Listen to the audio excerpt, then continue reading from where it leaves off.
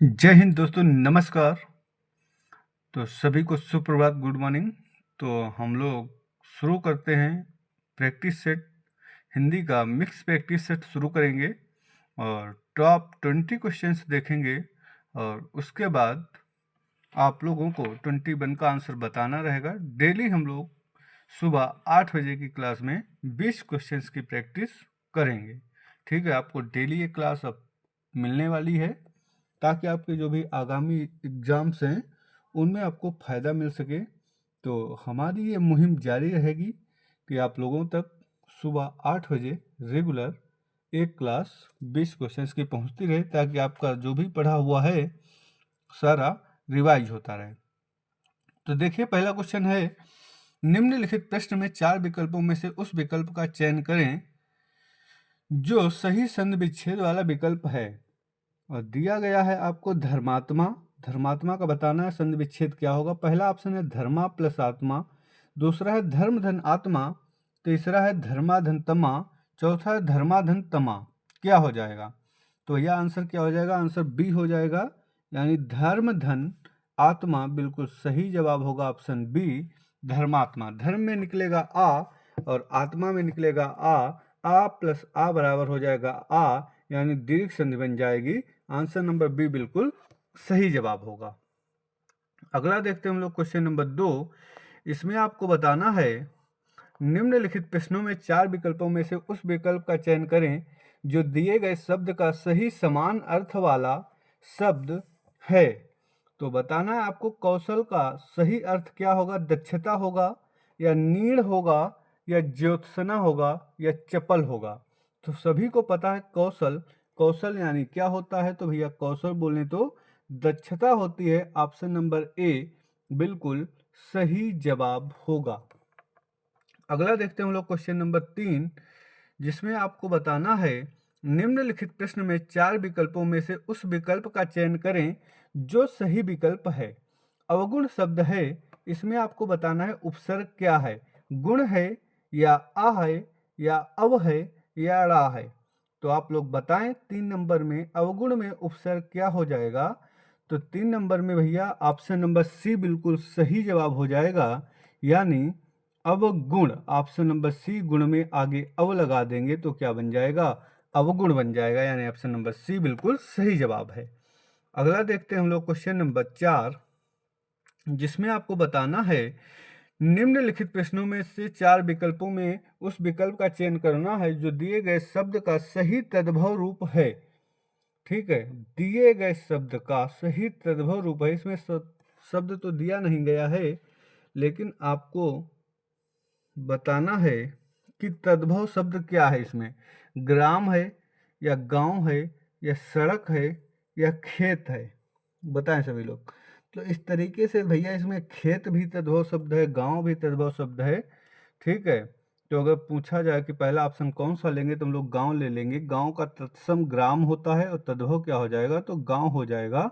Option number B बिल्कुल सही जवाब होगा कि तद्भव शब्द क्या है? गांव है।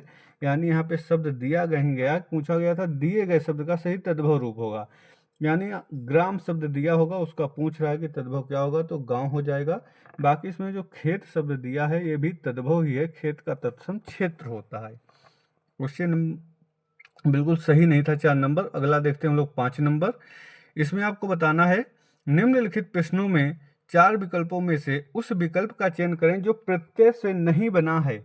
लालिमा, बी ऑप्शन है टुकड़ी, सी है शक्तिमान, डी है सफल। क्या हो जाएगा? तो भैया लालिमा में तो इमा प्रत्यय दिया है, लाल धन इमा लालिमा हो गया। टुकड़ी में तो टुकड़ा धन ई टुकड़ी हो गया। शक्तिमान में शक्ति धन मान शक्तिमान हो गया। सफल में अगर हम जोड़े स धन फल तो होगा नहीं, सफ धन ला नहीं होगा, यानी ऑप्शन नंबर डी बिल्कुल सही जवाब होगा। सफल में जो है कोई भी प्रत्यय नहीं लगा है, यानी पूछ रहा था प्रत्यय से नहीं बना है, तो प्रत्यय से कौन सा नहीं बना है? डी ऑप्शन नहीं बना है, इसमें कोई भी प्रत्यय नहीं लगा है। उपसर्ग मान सकते हैं कि फल मूल शब्द हो जाएगा, फल में सा आगे उपसर्ग लगा देंगे तो सफल बन जाएगा, इसमें प्रत्यय नहीं है। ठीक है, तो ऑप्शन नंबर डी बिल्कुल सही जवाब रहेगा। अगला बताना है आपको 6 नंबर का। 6 नंबर का आपको बताना है भैया आंसर, क्वेश्चन नंबर 6 आ जाओ भाई। 6 का बताना है, निम्नलिखित प्रश्नों में 4 विकल्पों में से उस विकल्प का चयन करें जो सही संधि विच्छेद वाला विकल्प है। सूक्ति का सही संधि विच्छेद क्या होगा भाई मेरे, बताना है आपको। सुधन उक्ति या सधन उक्ति या सुधन कित्ति या सधन उक्ति क्या हो जाएगा, बताएं सभी लोग। 7 नंबर का आंसर क्या होगा, बताएं सभी लोग जल्दी से जल्दी। सूक्ति का सही संधि विच्छेद क्या हो जाएगा, तो सुधन उक्त यानी ऑप्शन नंबर ए बिल्कुल सही जवाब होगा। ठीक है, सूक्ति का संधि विच्छेद क्या होगा, सुधन उक्ति। सु में निकलेगा उ और उक्त में निकलेगा उ बराबर बड़ा उ हो जाएगा, यानी दीर्घ संधि बन जाएगी सूक्ति। अगला देखना है भैया आपको 7 नंबर, निम्नलिखित प्रश्न में 4 विकल्पों में से दिए गए शब्द के विपरीत अर्थ वाला विकल्प चुनिए। बंधन का विलोम क्या होगा, विपरीत अर्थ बोले तो विलोम, यानी बंधन का क्या हो जाएगा भाई, बताएं सभी लोग। तो बंधन यानी किसी को बांधे रखना, तो विलोम क्या हो जाएगा भैया, मुक्त हो जाएगा, यानी ऑप्शन नंबर डी बिल्कुल सही जवाब होगा। अगला देखते हैं हम लोग क्वेश्चन नंबर 8, जिसमें आपको बताना है निम्नलिखित प्रश्न में 4 विकल्पों में से उस सही विकल्प का चयन करें जो बताता है कि इनमें से कौन सी मीराबाई द्वारा रचित नहीं है, यानी मीराबाई की रचना कौन सी नहीं है। राग गोविंद है पहला ऑप्शन, दूसरा है गीत गोविंद, तीसरा है राग सोरठा के पद, चौथा है वैदेही वनवास। तो बताना है कि मीराबाई की कौन सी रचना नहीं है। तो भैया राग गोविंद, गीत गोविंद और राग सोरठा के पद ये तीनों हैं। ऑप्शन नंबर डी वैदेही वनवास नहीं है। ये सभी को पता होगा कि वैदेही वनवास किसकी रचना है, तो अयोध्या सिंह उपाध्याय हरिऔध की है। किसकी भैया है वैदेही वनवास, अयोध्या सिंह उपाध्याय हरिऔध, जिनका शॉर्ट में नाम लिख के आता हरिऔध, पूछा जाता है पूरा नाम क्या है, वो अयोध्या सिंह उपाध्याय हरिऔध हो जाएगा। मेरे गले में जो है हल्का सा दर्द हो रहा है, पता नहीं क्यों, अभी तबीयत थोड़ा सही नहीं हुई है, इसीलिए क्लास बीच में लेके नहीं आ पाए हैं। कोशिश करते हैं कि आपकी क्लास प्रॉपर पहुंचती रहे। अगला देखें भाई, अगला बताना आपको 9 नंबर, माखनलाल चतुर्वेदी को किस रचना के लिए साहित्य अकादमी पुरस्कार दिया गया। मैंने कई बार आप लोगों को पढ़ाया है और रचनाओं से कई सारे क्वेश्चन एसपीपी में आए हैं, सारे हमारी क्लास से ही क्वेश्चंस आपको मिले थे। तो बताना है माखनलाल चतुर्वेदी को किस रचना के लिए साहित्य अकादमी पुरस्कार दिया गया था। सारे पुरस्कार ये हमने पढ़ा रखे हैं, आप वीडियो सेक्शन में जाके साहित्य की क्लास देख सकते हैं भाई। तो माखनलाल चतुर्वेदी को भैया साहित्य अकादमी पुरस्कार किसके लिए दिया गया था, हिमतरंगिणी के लिए दिया गया। ऑप्शन नंबर ए बिल्कुल सही जवाब हो जाएगा, हिमतरंगिणी। अगला आपको बताना है भाई नेक्स्ट आपको बताना है 10 नंबर, निम्नलिखित प्रश्नों में 4 विकल्पों में से उस सही विकल्प का चयन करें जो दिए गए पद्य के उचित अलंकार रूप का सबसे अच्छा विकल्प है। भिखारिन को देख पट देत बार बार, कौन सा अलंकार है, श्लेष अलंकार है या अतिशयोक्ति अलंकार है या रूपक अलंकार है या उत्प्रेक्षा अलंकार है। तो भिखारिन को देख पट देत बार बार, यहाँ पे भैया जो ये पट शब्द है इसके 2 अर्थ हैं, यानी एक पट का अर्थ है वस्त्र और एक पट का अर्थ है दरवाजा। यानी कोई भिखारी को देखता है तो दरवाजा अपना बंद कर लेता है, और कोई भिखारी को देखता है तो वस्त्र दान कर देता है। तो पट के 2 अर्थ हैं यहाँ पे, और जहाँ पे भी किसी एक शब्द में कई अर्थ निकले, शब्द एक अर्थ अनेक, तो वहाँ पे कौन सा अलंकार होता है भैया, श्लेष अलंकार होता है। श्लेष का अर्थ होता है चिपका हुआ, यानी एक ही शब्द में कई अर्थ चिपके हों तो उसे क्या कहते हैं भाई मेरे, श्लेष अलंकार कहते हैं। ऑप्शन नंबर ए बिल्कुल सही जवाब हो जाएगा। अलंकार मुख्यतः पूछा जाए कितने प्रकार के होते हैं, तो 2 प्रकार के होते हैं, शब्दा अलंकार, अर्था अलंकार। और वैसे तो अलंकार 3 भी प्रकार होते हैं, शब्दा अलंकार, अर्था अलंकार और उभया अलंकार। और एक चौथा भी प्रकार होता है पाश्चात्य अलंकार। इस बार अलंकार पूछे गए हैं कि बताइए कौन सा शब्दा अलंकार के अंतर्गत आता है, कौन सा अर्था अलंकार के अंतर्गत आता है। तो ये सारी मैंने ट्रिक से लिखा रखे हैं ऑफलाइन क्लास में, कि शब्द अलंकार के मैंने अंतर्गत बताया था कि अवश्य नाम की ट्रिक याद रखना। अवश्य वाले जो हैं ये किस में आते हैं, शब्द अलंकार में आते हैं। यानी आ बोले तो अनुप्रास, वा बोले तो वक्रोक्त और विपसा, सा बोले तो श्लेष, या बोले तो यमक। ये कौन से अलंकार हैं, शब्द अलंकार हैं। और इसके अलावा भी होते हैं पुनरुक्ति अलंकार, पुनरुक्ति वदाभास अलंकार, पुनरुक्त, प्रकाश अलंकार। और बाकी जो भी अलंकार बचते हैं वो सारे कौन से अलंकार होते हैं, तो अर्थालंकार होते हैं। नेक्स्ट क्वेश्चन देखते हैं हम लोग भैया। 11 नंबर 10 का आंसर हो गया है ए। अब देखते हैं हम लोग 11 नंबर। इसमें आपको बताना, निम्नलिखित प्रश्न में 4 विकल्पों में से उस विकल्प का चयन करें जो रेखांकित शब्दों के सही अव्यय के भेद हो। क्वेश्चन दिया है, सबने उसे बुरा कहा लेकिन वह अच्छा बना। लेकिन को अंडरलाइन किया गया है। इसमें आपको बताना है कि विस्मयादि बोधक अव्यय है, या संबंध बोधक अव्यय है, या समुच्चय बोधक अव्यय है, या क्रिया विशेषण अव्यय है। कौन सा अव्यय है बताना है। अव्यय के 4 प्रकार होते हैं भैया। पूछा जाए कि अव्यय या विकारी शब्द कितने होते हैं, तो 4 होते हैं। 4 कौन से प्रकार होते हैं, ये चारों प्रकार यहाँ पे दिए गए हैं। तो इसी में बताना कि लेकिन जो है किस प्रकार का अव्यय है। तो भैया अगर कहीं पे भी किंतु, परंतु, लेकिन, अथवा, तथा, इसलिए, और, एवं, या आ जाए शब्द, तो ये कैसे होते हैं भाई मेरे, तो ये होते हैं समुच्चय बोधक अव्यय। ऑप्शन नंबर सी बिल्कुल सही होगा। जो दो वाक्यों या दो वाक्यांशों या दो शब्दों को जोड़ते हैं उन्हें क्या कहते हैं, समुच्चय बोधक अव्यय, यानी कंजक्शन का काम करते हैं। आगे देखें भाई, अगला आपको बताना है 11 नंबर हो गया है। 12 नंबर का आपको जवाब देना है। निम्नलिखित प्रश्नों में से 4 विकल्पों में से उस सही विकल्प का चयन करें जो अशुद्ध वाक्य के शुद्ध रूप का सबसे अच्छा विकल्प है। यानी विद्यालय में बाएं बड़ा सा मैदान है, तो कौन सा ऑप्शन इसके लिए बिल्कुल सही रहेगा। विद्यालय के बाएं बड़ा सा मैदान है, या विद्यालय की बाईं ओर बड़ा सा मैदान है, या हो जाएगा विद्यालय में बड़ा सा मैदान है, या हो जाएगा विद्यालय के बाएं बड़ा सा भाग है। क्या हो जाएगा बताएं सभी लोग। 12 नंबर का आंसर दें जल्दी से जल्दी। तो भैया क्या हो जाएगा, विद्यालय की बाईं ओर बड़ा सा मैदान है। बिल्कुल सही रहेगा ऑप्शन नंबर बी। क्या सही रहेगा भाई मेरे, तो ऑप्शन नंबर बी बिल्कुल सही जवाब इसका रहेगा, ऑप्शन नंबर बी 12 नंबर का। अगला देखते हैं हम लोग 13 नंबर क्वेश्चन। इसमें बताना, निम्नलिखित में से 4 विकल्पों में से उस सही विकल्प का चयन करें जो कि जहां छंद में सभी चरण समान होते हैं उसे क्या कहते हैं भाई, विषम मात्रिक छंद, या अर्ध सममात्रिक, या सममात्रिक, या मात्रिक छंद। क्या हो जाएगा आंसर बताएं सभी लोग 13 नंबर का। तो मैंने पढ़ा रखा है छंद की भैया, जिसमें सभी चरण समान हो तो उसे क्या कहते हैं, सममात्रिक छंद कहते हैं। और सममात्रिक के अंतर्गत कौन कौन से आते हैं, तो इसकी मैंने ट्रिक भी बता रखी है। 4 गीत हरि के, यानी चौपाई, रोला, गीतिका और हरि गीतिका, ये कौन से हैं, सममात्रिक छंद हैं। चौपाई के प्रत्येक चरण में 16-16 मात्राएं होती हैं, रोला में 24-24 होती हैं, गीतिका में 26-26 होती हैं, और हरि गीतिका में 28-28 मात्राएं होती हैं। आगे देखें भाई, नेक्स्ट क्वेश्चन 14 नंबर आपको बताना है कि निम्नलिखित में से 4 विकल्पों में से उस सही विकल्प का चयन करें जो दिए गए मुहावरे का सही अर्थ वाला विकल्प है। घाट घाट का पानी पीना, क्या होगा, प्यास बुझाना, खुशी मनाना, लज्जित होना, बहुत अनुभवी होना। तो आप लोगों ने सुना होगा कि घाट घाट का पानी पिया है मैंने, लोग कहते हैं। तो घाट घाट का पानी पीना यानी बहुत अनुभवी होना। ऑप्शन नंबर डी बिल्कुल सही जवाब रहेगा।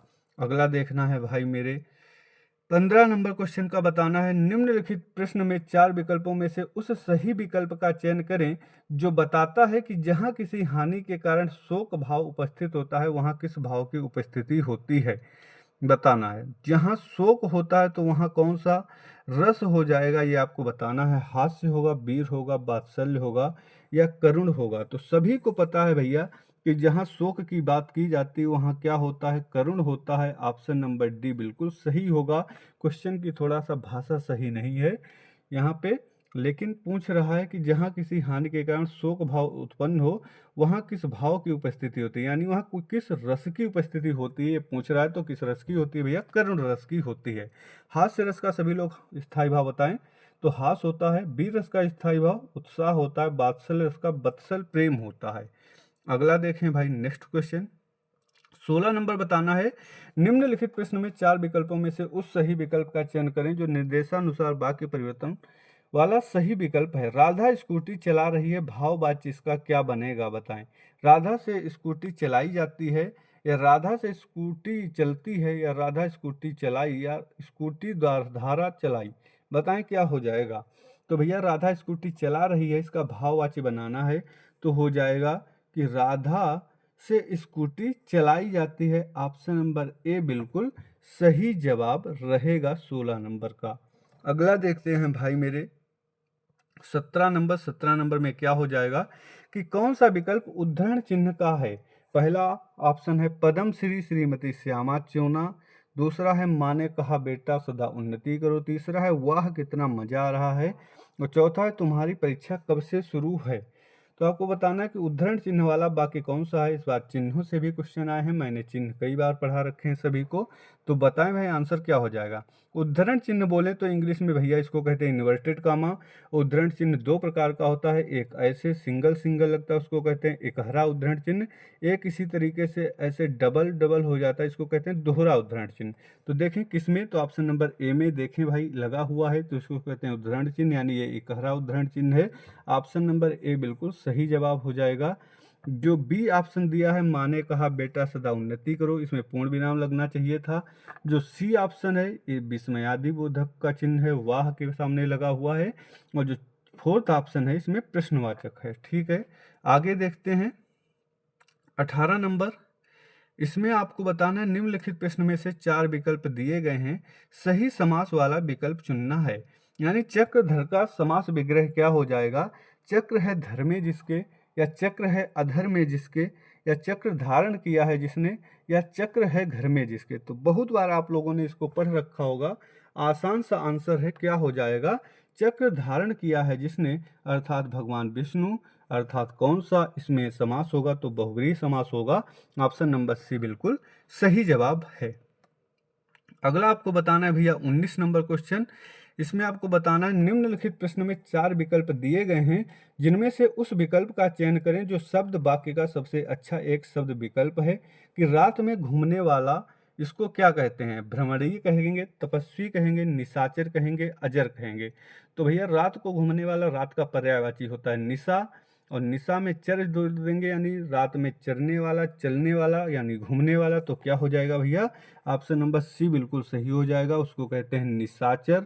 रात में घूमने वाले को कहते हैं निशाचर।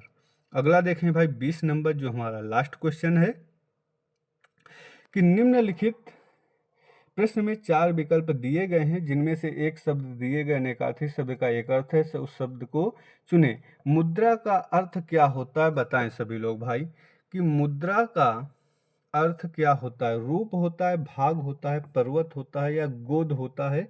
20 नंबर का सभी लोग आंसर दें, क्या हो जाएगा? अनेकार्थी शब्द चुनना है मुद्रा। तो मुद्रा का भाई आप लोग बताएं, रूप होगा या भाग होगा या पर्वत होगा या गोद होगा? तो भाई मुद्रा का जो आंसर होगा वो क्या होगा? ऑप्शन नंबर ए होगा रूप, ये बिल्कुल सही जवाब होगा। अगला देखें भाई क्वेश्चन नंबर 21 में बताना है आपको निम्नलिखित प्रश्नों में से 4 विकल्प दिए गए हैं और सही कर्ता कारक को पहचानिए। कर्ता कारक क्या है? रोहन है या नी है या हाकी है या खेली है? बहुत आसान क्वेश्चन है, इसका जवाब आप सभी को कमेंट में देना है, बताना है 21 का जवाब क्या हो जाएगा। और टॉप 20 क्वेश्चंस करा दिए हैं। बाकी गला मेरा दर्द कर रहा था, 10 क्वेश्चन पे ही छोड़ने वाले थे, लेकिन मैंने कहा करा देते हैं, तो कोशिश जारी रखी और 20 क्वेश्चन अच्छे से एक्सप्लेन भी कर दिए। हो गए हैं, ज़्यादा एक्सप्लेन नहीं कर पाए हैं क्योंकि गर्मी भी लग रही है। पंखा चलाएंगे तो उसकी आवाज़ आती है, माइक है नहीं, इसलिए पंखा बंद करके पढ़ा रहे हैं आपको बच्चा, तो थोड़ा गर्मी भी लग रही है और तबीयत भी सही नहीं, इसलिए बहुत ज़्यादा एक्सप्लेन नहीं किया। फिर भी मैंने थोड़ा सा एक्सप्लेन कर दिया है। आई होप आप लोगों को समझ आया होगा। अगर कोई भी किसी प्रश्न से संबंधित किसी का कुछ भी डाउट रह जाता है या कोई भी समस्या परेशानी भाई बच्चा लोग होती है तो आप लोग कमेंट कर सकते हैं यहाँ पे और हम उसका जवाब देंगे। या आप लोग टेलीग्राम पे भी कमेंट कर सकते हैं। टेलीग्राम है हिंदी बाय पुष्पेंद्र लखनऊ, तो उस पर भी सभी बच्चे जुड़े हैं। जो नहीं बच्चे जुड़े हैं वो उस पर जुड़ जाएंगे। उस पर भी डेली क्विज क्वेश्चंस भेजते रहते हैं, जो भी जानकारी होती है, जो भी दिवस होता है तो उसकी सारी महत्वपूर्ण जानकारी लिख के भेज देते हैं। तो वहाँ भी आप लोग पढ़ सकते हैं और अच्छी तैयारी कर सकते हैं। आप लोगों को पता है हिंदी बाय पुष्पेंद्र सर के यूट्यूब चैनल और टेलीग्राम चैनल से कितना लाभ मिलता है, इसका आप लोगों ने सटीकता से प्रमाण यूपीपी के एग्जाम में देखा होगा। तो जुड़े रहें हमारे साथ, मेहनत करते रहें, आपको निश्चित ही इस चैनल से मदद मिलेगी।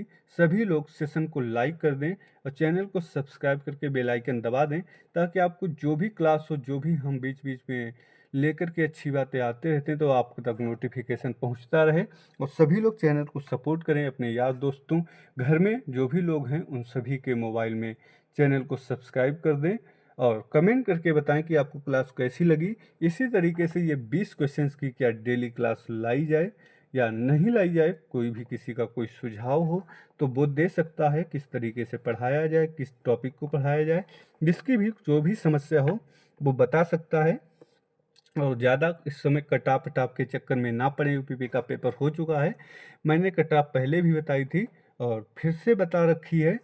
कम्युनिटी में आप जाएंगे यूट्यूब चैनल के लास्ट में जहाँ क्वेश्चंस मिलते हैं, तो वहाँ पे मैंने कटाप बता रखी है, आप लोग उसको पढ़ लें, देख लें, ज़्यादा परेशान नहीं हो। जिसके भी 95 से 100 क्वेश्चंस बन रहे हैं जनरल में, आराम से अच्छे से फिजिकल की तैयारी करें, भगवान का आशीर्वाद लें और नॉर्मलाइजेशन मिलेगा तो आराम से सिलेक्शन भी हो जाएगा।